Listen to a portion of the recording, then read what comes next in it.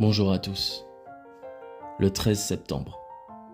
Sur les épaules des géants. Jusqu'à ce que je vienne, applique-toi à la lecture.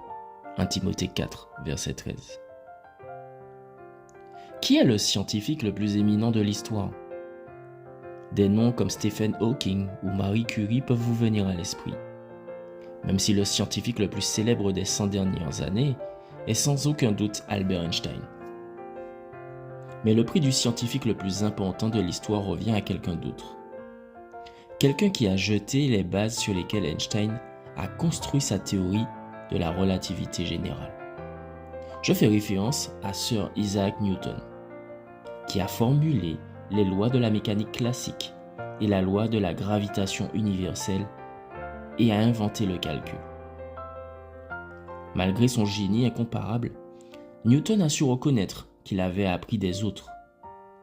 Dans une lettre à Robert Hooke datée de 1676, Isaac Newton écrit « Si j'ai vu plus loin que les autres, c'est parce que je me tenais sur les épaules de géants. » Cependant, cette phrase n'est pas originale de Newton, mais de Jean de Salisbury qui écrivait au XIIe siècle que nous sommes comme des nains assis sur les épaules des géants pour voir plus de choses qu'eux et voir plus loin. Non parce que notre vision est plus nette ou notre stature plus grande, mais parce que nous pouvons nous élever plus haut grâce à leur stature géante. Veux-tu grandir et aller loin dans cette vie? La meilleure façon d'y parvenir est de te tenir sur les épaules de géants grâce à la lecture. Pourquoi? Parce que la croissance intellectuelle ne se produit pas en vase clos. Elle est un effort collectif et continu de plusieurs générations. La lecture te permet d'accéder aux connaissances accumulées de l'humanité et d'apprendre de ceux qui t'ont précédé. Elle élargit également ton esprit et te motive à penser par toi-même et à développer ta créativité. La lecture en particulier des Écritures présente également de grands bienfaits spirituels.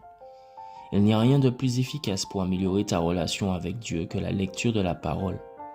Car grâce à elle, tu pourras te tenir sur les épaules de géants spirituels.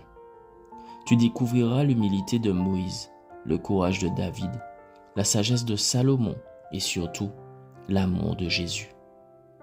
C'est pourquoi je ne suis pas surpris qu'il y ait près de 2 millénaires, Paul ait conseillé à Timothée « Jusqu'à ce que je vienne, applique-toi à la lecture » en Timothée 4, verset 13.